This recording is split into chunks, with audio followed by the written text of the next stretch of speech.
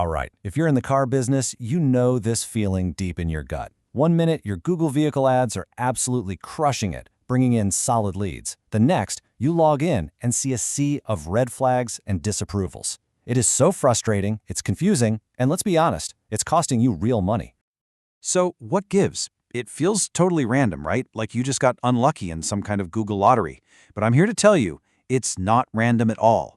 There is a very specific reason your ads are getting shut down. And in this explainer, we are going to break down exactly what that reason is, and more importantly, how you can build a playbook to win this game for good.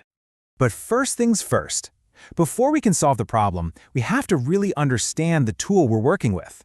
So what exactly are these vehicle listing ads, or VLAs as we call them, that have become so unbelievably critical to our digital showrooms?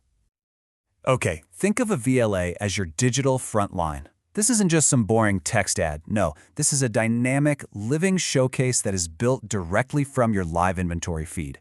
It literally pulls your actual cars with their real prices, their real photos, and puts them right in front of people who are actively shopping.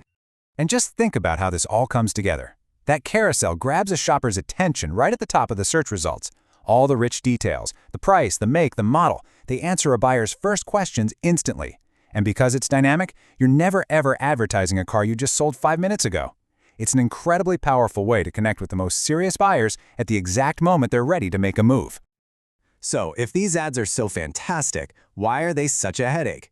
Well, it all comes down to one single, deceptively simple rule. A rule that is at the heart of nearly every single ad disapproval you will ever see. That's it. 2 words, no overlays. It sounds so straightforward, doesn't it? But this, right here, is where all the chaos begins. Because what Google considers an overlay is probably a whole lot more than you think. So what are we talking about? Essentially, anything you add on top of the photo of the car is a violation. That means no special financing banners, no certified pre-owned badges, no watermarks, and yep, not even your own dealership logo. So why?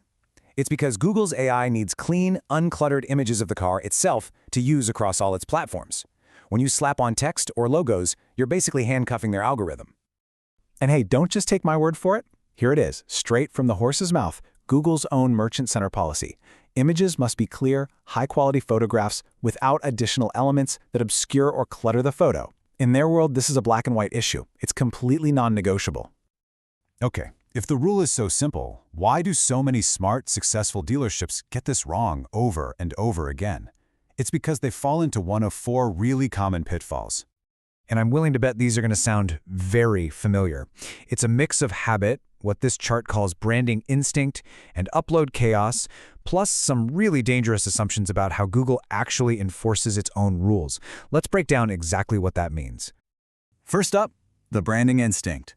Look, you've spent a fortune building your dealership's brand, so of course you want your logo on your photos. It's natural. But here's the hard truth. Google's #1 priority isn't your brand. It's the user's experience. A customer searching for a Ford F-150 wants to see the truck, not your logo blocking the grill. Then you've got just the sheer complexity of it all, what we're calling upload chaos. I mean, think about it. Your photos come from photographers. They go through inventory systems. They get sent out by third-party feed providers. A single automated setting to add a watermark, maybe a setting that was turned on years ago and forgotten, can suddenly get your entire inventory disapproved and you won't even know what hit you. And this brings us to the most dangerous trap of all, inconsistent enforcement. You see your competitor down the street with overlays on all their pictures and you think, maybe it's okay after all. It's not. You're just seeing a moment in time before the algorithm catches them. When an update rolls out, their ads, and yours if you follow them, will vanish. You are literally playing Russian roulette with your ad spend. Let's make this real. To show you just how high the stakes are, I want to tell you a quick story about 2 dealerships. Same market, pretty much the same budget, but 2 completely different ways of tackling this exact problem. So you've got dealership A, who we'll call the fighter. They were constantly battling Google, always fixing a few flagged images just to have new ones pop up. Their marketing team spent all their time just putting out fires. Then you have dealership B, the master.